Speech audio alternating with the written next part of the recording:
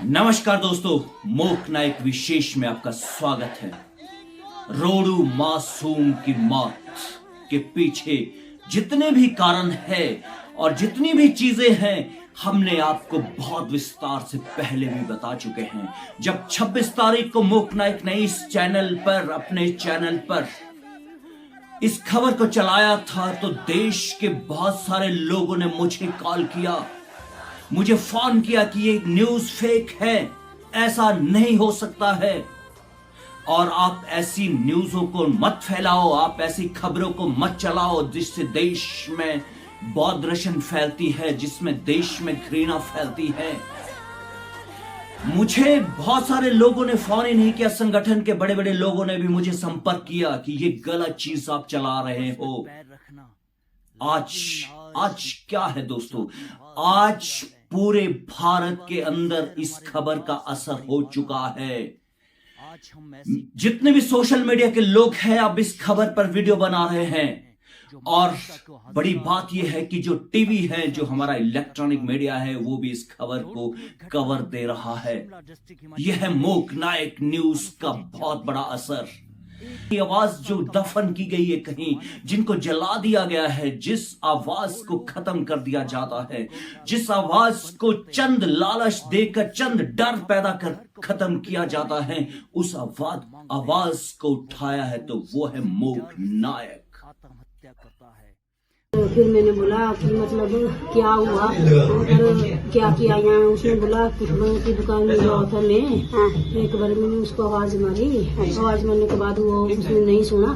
फिर मैं थोड़ा बरामदे में आगे जैसे गया और उसने आया, मेरे को पकड़ा, मैं उसको हाथ जोड़ने लगी और चाची सुनो सुनो मेरी बात सुनो, मैं यहाँ कुछ आपके घर से लेने नहीं आया और मैंने आपको दुकान में बुलाना था।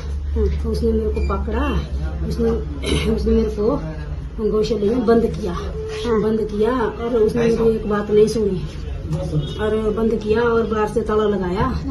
फिर ताला लगाने के बाद फिर निकाल चले गई।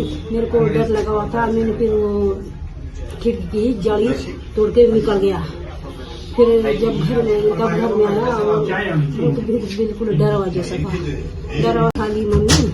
और क्योंकि उसके डर के मारे से, और क्योंकि वो मारे वो मैंने ऐसे डराने के लिए बंद किया, क्योंकि वो दूसरी बार मेरे आसपास नहीं आया। मैंने बोला मेरा बेटा, मैंने कहा उसने पैसे खा लिया, मैं कहा उसी में मैं कहा मरेगा और उसका जिम्मेदार कौन होगा। उसने ऐसा बोला, मैं क्या करूँ और ऐसा कर। फिर कालिया कमरे में अंदर गया हुआ और मैंने पूजन किया और उसने बकरे लेके हाजिर नीचे फिरा। मैं कहा मैं दूंगा तेरे को बकरा और तू एक बारी मेरे बेटे को ठीक कर। अगर मेरा बेटा ठीक हो जाता है मैं तेरे को बकरा दूंगी। हाँ, तेने क्यों उसको बंद किया? तो नहीं, अभी जीती थी और तेने क्यों बंद किया?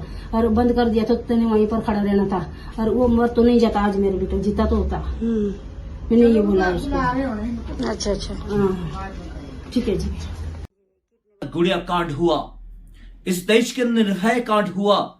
रोडू मासूम के लिए क्या इस देश के अंदर कैंडल मार्च होगा? क्या इस देश के जो बहुत बड़े बड़े संगठन है, बहुत बड़े बड़े राजनेता है, जो वोट के लिए ये सब कुछ करते हैं, मैं इसलिए डायरेक्ट कह रहा हूं वोट के लिए, क्योंकि कई घटनाएं ऐसी हुई है कि जो राजनीतिक दल है, जब इस तरह की घटनाएं होती है, सड़कों पर आते हैं और वो संसद और विधानसभा तक पहुंच जाते हैं। आज मैं ये कहना चाहता हूं कि ऐसे विशेष वर्ग को टारगेट किया जा रहा है देश के अंदर। क्या वो संगठन और उनके जो फेवर में काम कर रहे संगठन है, राजनीतिक दल है, जो उनके हितैषी है, क्या वो सड़कों पर कैंडल मार्च करेंगे?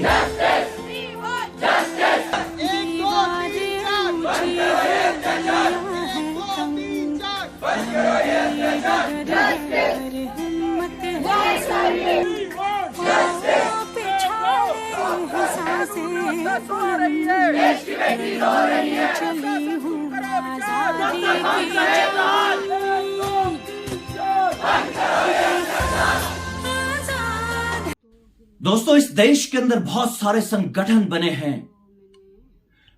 इस देश के अंदर मानव अधिकार जैसे संगठन बने हैं। कहां सोई पड़ी है उन संगठनों की आत्माएं? अगर वो सो गई है तब तो ठीक है, मुझे पूर्ण विश्वास है कि वो जागेगी। अगर वो आत्माएं मर चुकी है, उनके अंदर का जो जील है, उनके अंदर की जो आत्मा है, अगर वो मर चुकी है तो वो कभी जिंदा नहीं होगी, वो कभी सड़कों पर नहीं आएगी, वो कभी न्याय के खिलाफ, जस्टिस के खिलाफ इस देश के अंदर कभी पैदा फिर से नहीं होगी।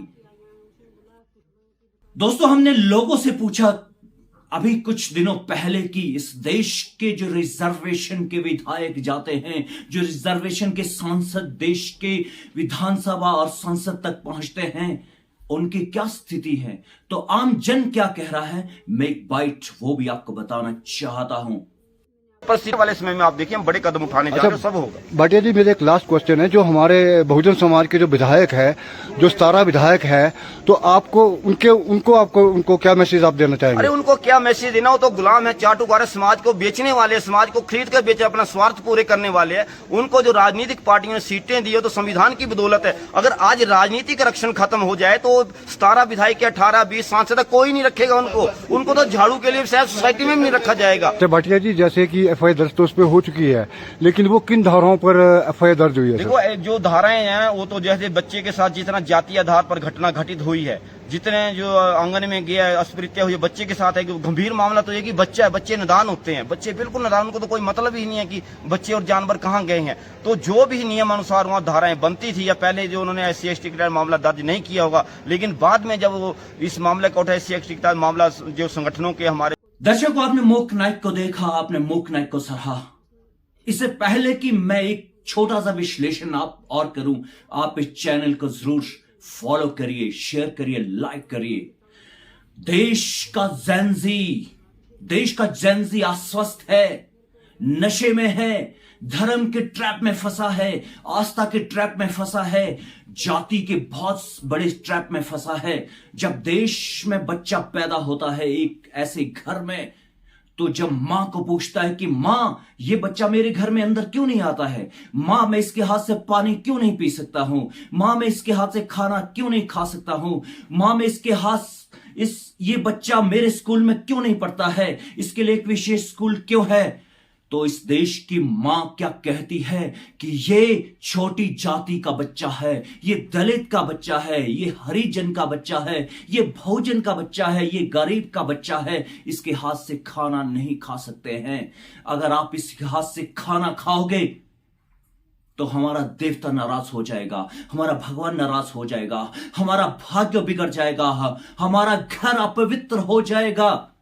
ये सारी चीजें, ये सारा संस्कार हम अपने बच्चों को देते हैं। जब इस देश की जनरेशन पैदा होती है तो इस देश में यही हो रहा है, और इसका परिणाम है, बहुत सारा परिणाम इसका यह है कि मासूम रोडू जैसी, जो मासूम के साथ वो रोडू में घटना घटी है, उस तरह की घटनाएं देश में बहुत सारी होती है। ये तो मूक नायक मीडिया की टीम को मैं धन्यवाद देना चाहता हूं, जिसने इस खबर को उठाया और जिसने इस दफन हुई खबर को जिंदा किया और देश के सामने रखा। दर्शकों, आपने मूक नायक को देखा, आपने मूक नायक को सराहा, आपका बहुत बहुत धन्यवाद। नमस्कार।